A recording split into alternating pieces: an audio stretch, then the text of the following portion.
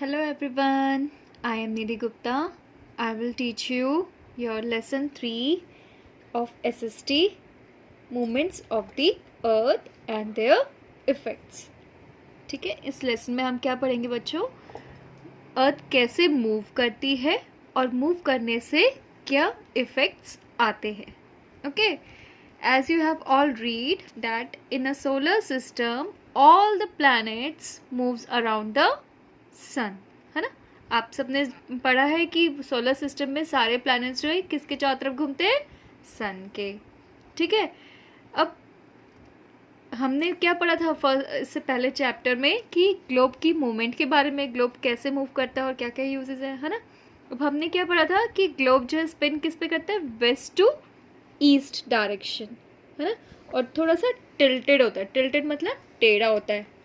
Let's take an example of a globe. Okay,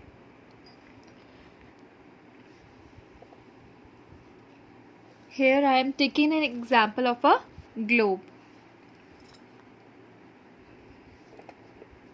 Okay, अब हम इसको थोड़ा सा टिल्टेड पोजीशन में पकड़ लेते हैं क्योंकि ग्लोब और अर्थ हमेशा टिल्टेड पोजीशन में होता है. टिल्टेड मतलब थोड़ा सा टेढ़ा. ओके,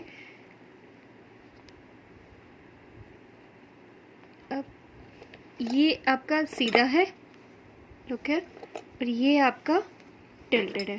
ओके, अब ये टिल्टेड पोजीशन में है. आप इसको देखोगे यहाँ पर एक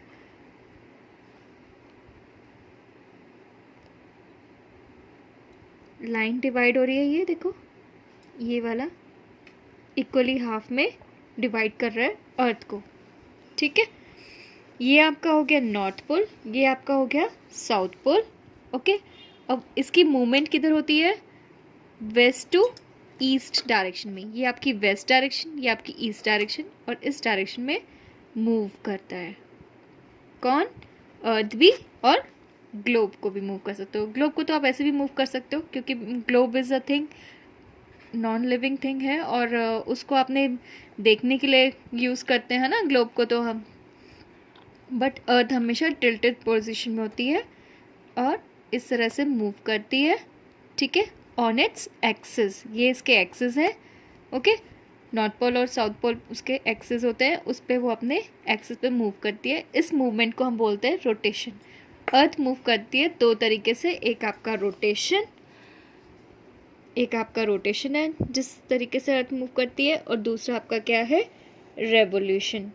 ठीक है, अब रोटेशन मैंने आपको बता दिया कैसे मूव करती है. इस तरह से वेस्ट टू ईस्ट डायरेक्शन में वो रोटेट करती है.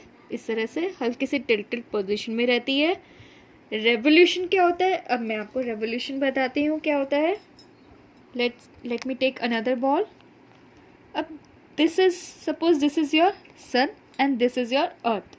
ओके, अब ये अर्थ आपने क्या देखा कि रोटेट कर रही है. रोटेट कैसे कर रही है? ऐसे रोटेट कर रही है ना.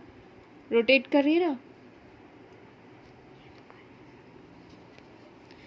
ठीक है, रोटेट कर रही है. अब ये देखो, ये रोटेट कर रही है. अब ये देखो, रोटेट करते करते ये कुछ और मूवमेंट भी कर रही है सन के चारों तरफ. कर रही है ना. अब इस मूवमेंट को हम रेवोल्यूशन कहते हैं. क्या कहते हैं इसको? रेवोल्यूशन. जो उसके एक फिक्स्ड पाथ में, मतलब एक पर्टिकुलर एक फिक्स्ड पाथ है, एक ही रूट है उसका, जिसमें वो घूमती है चारों तरफ. किसके? सन के. इसी तरह से बाकी प्लैनेट्स का भी होता है ना. उनके बीच में अर्थ इस तरह से मूव करती है. अब जो ये पूरा रोटेट कर रही है ना, ये रोटेट ऐसे कर रही है और रेवोल्यूशन ऐसे. अब रोटेशन और रेवोल्यूशन में चेंजेस आपको एक समझ में आ गया कि रोटेट में वो अपने एक्सिस पे करती है, अपनी ही प्लेस पे घूम रही है. एक तो अपने आप में भी घूम रही है और सन के चारों तरफ भी घूम रही है.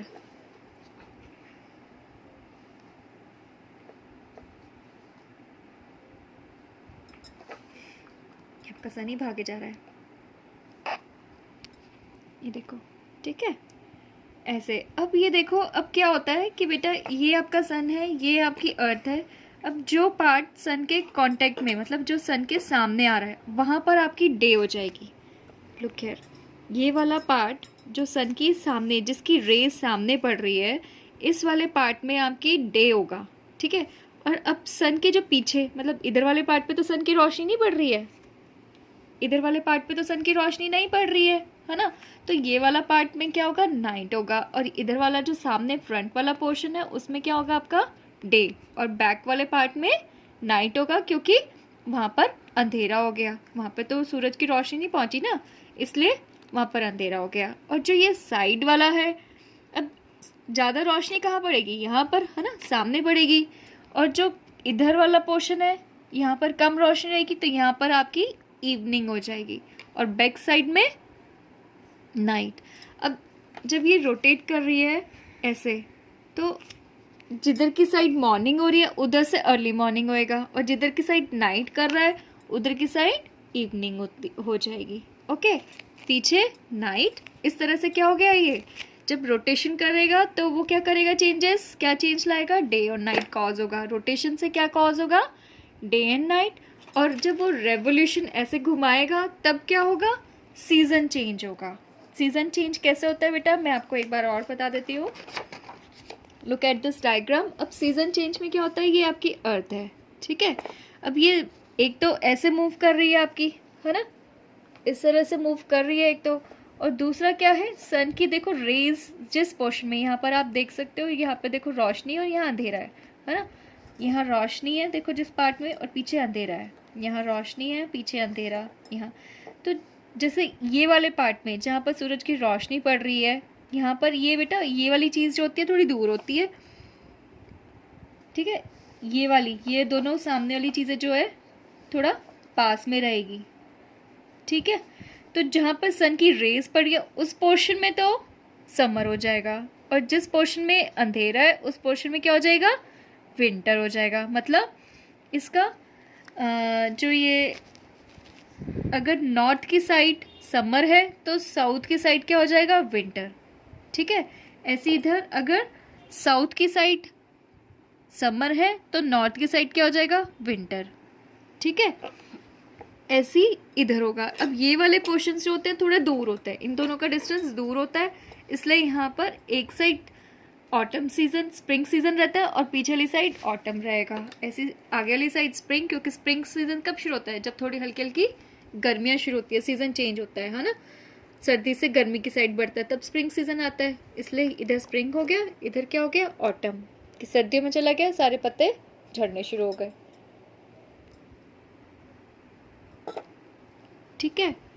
अब क्या है, क्या करना है कि अब ये इनका रेवोल्यूशन हो गया, रोटेट हो गया एक ही जगह पे, रोटेट करने से डे एंड नाइट हो गया, और ऐसे घूमने से रेवोल्यूशन हुआ जिसने सीजन चेंजेस किए। ये सीजन चेंज हो रहे हैं ना आपके, तो ये क्या हो गया, सीजन चेंज हो गया, और डे एंड नाइट से रोटेशन, ठीक है। अब एक चीज़ और बेटा, अब क्या होता है, जो आपकी सन रेज होती है वो कभी भी नॉर्थ पोल और साउथ पोल पे ज़्यादा तेज़ नहीं होती, क्योंकि वो एक ऊपर चला जाता है और एक नीचे को छुप जाता है, इसलिए दोनों उस पॉइंट पे ठंडा रहता है, और इक्वेटर पे ज़्यादा गर्मी रहती है। ओके, अब let's read the chapter. We have already learned that the Earth, like all the planets of the solar system, moves around the sun. Take a globe and try to spin it from west to east. The Earth also spins in the same way. Now, look at the globe again. You will notice that the globe is tilted at a particular angle, just like the globe. The Earth is also tilted. Now, imagine a line drawn through the center of the Earth, joining the north and the south pole. अब वो क्या कह रहे हैं, वही जो मैंने आपको समझाया है कि सोलर सिस्टम में सारे प्लैनेट सन पे मूव करते हैं। हमने एक ग्लोब लिया, ग्लोब को हमने स्पिन किया, स्पिन मतलब उसे घुमाया, कौन सी डायरेक्शन में, वेस्ट टू ईस्ट डायरेक्शन में उसे घुमाने की कोशिश करी हमने। अब द अर्थ ऑल्सो स्पिन, इसी तरह से अर्थ भी स्पिन करते हैं। वो कह रहे हैं ग्लोब को देखोगे तो आपको समझ में आएगा कि अर्थ कैसे मूव करती है। Now look at the globe again, दोबारा ग्लोब को देखो। You will notice that the globe is tilted at a particular area. अब ग्लोब क्या है, टिल्टेड मतलब हल्का सा तिरछा है किसी एक पर्टिकुलर एरिया पे। Now imagine a line drawn through the centre of the earth joining north pole and the south pole. अब आप एक लाइन को इमेजिन करो, मतलब ये लाइन वो कह रहे हैं इमेजिन, होती नहीं है बट वो कह रहे हैं कि इमेजिन करो जो नॉर्थ पोल से साउथ पोल के बीच में से निकल रही हो, ठीक है। The imagine line is called the axis of the अर्थ। इस इमेजिनरी लाइन को, मतलब होती नहीं है, इमेजिन करते हैं हम इस लाइन को, इसलिए हम एक्सिस ऑफ द अर्थ कहते हैं। इस लाइन को मैंने बताया था ना आपको, एक्सिस कहते हैं, ये एक्सिस होते हैं, इसको हम, इस इमेजिनरी लाइन को हम एक्सिस ऑफ द अर्थ कहते हैं। This imagine line is called the axis of the earth. The axis is tilted at angle of 66 degree half degree, ठीक है। कितने डिग्री पे टिल्टेड होता है? 66.5 डिग्री पे, to the plane of the earth's orbit. The earth spin from west to east on its axis. Let us find out more about its movement. Two movements of the earth are, अब to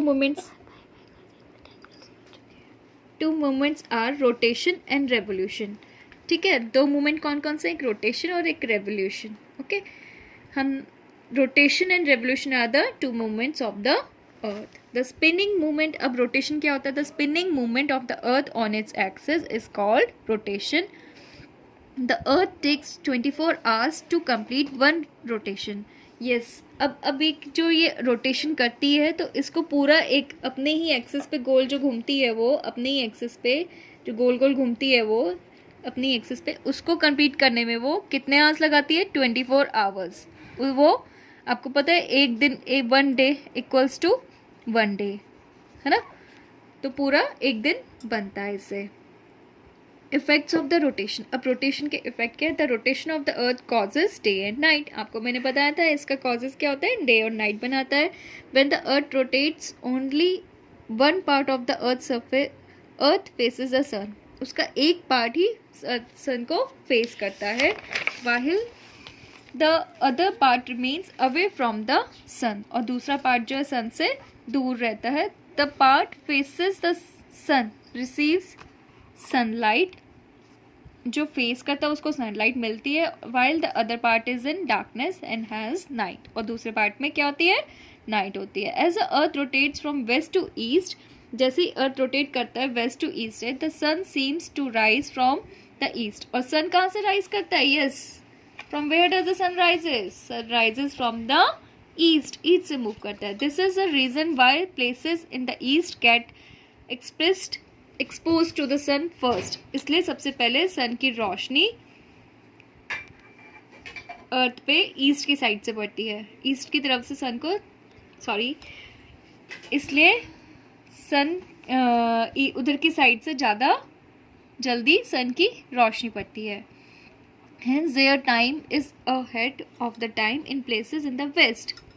Some of you may have friends or relatives in other countries and found it was night here, while it was daytime in India. Now you know how it happens. अब तुम्हें पता है कि ऐसा कैसे happen होता होगा, ठीक है। अब क्या है, आपके बहुत सारे ऐसे फ्रेंड्स होंगे जो बाहर फॉरेन कंट्री में रहते होंगे, और आपने वहाँ देखा होगा, फॉरेन कंट्री वालों से पूछा होगा या कभी बात करी होगी, तो आपको पता चला होगा कि आपके यहाँ इंडिया में कई बार डे हो रहा होता है और वहाँ पर नाइट होती है या इवनिंग टाइम हो रहा होता है ना। It is just because of this movement, okay. Time का डिफरेंस, नाइट एंड डे का डिफरेंस इसलिए होता है। अब आया आपका रेवोल्यूशन। रेवोल्यूशन क्या होता है? When rotating on its tilted axis, the earth also moves around the sun on a fixed path. अब जब रोटेटिंग हो रही होती है tilted axis पे, अर्थ एक और मूवमेंट करता है, जैसे कि मैंने आपको बताया था, कहाँ पर? सन के चारों तरफ, around in a fixed path. This fixed path, इस फिक्स्ड पाथ को हम क्या कहते हैं? ऑर्बिट। इस फिक्स्ड पाथ को हम क्या बोलते हैं? Orbit. This fixed path is called the orbit. The Earth completes one revolution in 365 days. अब इस रेवोल्यूशन को कंप्लीट करने के लिए कितना टाइम लगता है? 365 days, मतलब 365 days plus 1/4, okay. We have only 365 days on our calendar. हमारे कैलेंडर में सिर्फ कितने डेज होते हैं? 365. ठीक है ना. अब 1/4 of every year is added to make 1 extra day. अब हमने क्या किया? 1/4 डे को ऐड करने के लिए हमने एक सारे मिला के एक 1 एक्स्ट्रा डे बना दिया.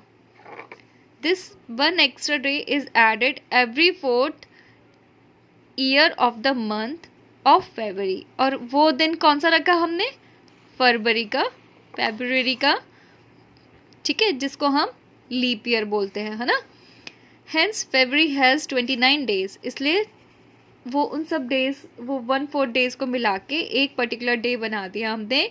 और वो कौन से मंथ का रखा हमने? फरवरी का, जिसको 29th डे बोला, जो कि हर 4th ईयर के बाद आता है इंस्टेड ऑफ 28 डेज. 28 डेज के बाद आने की बजाय हमने उसको हर 4 साल बाद के बाद एक दिन, पूरा एक दिन बना के उसको फरवरी में करा. ठीक है, जिसको हम क्या कहते हैं? 366 days is known as leap year, और उसको लीप ईयर बोल दिया.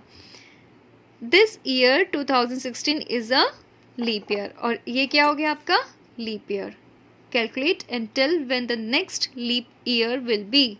अब आप कैलकुलेट करके बताओ कि अब आपका नेक्स्ट लीप ईयर कब आएगा.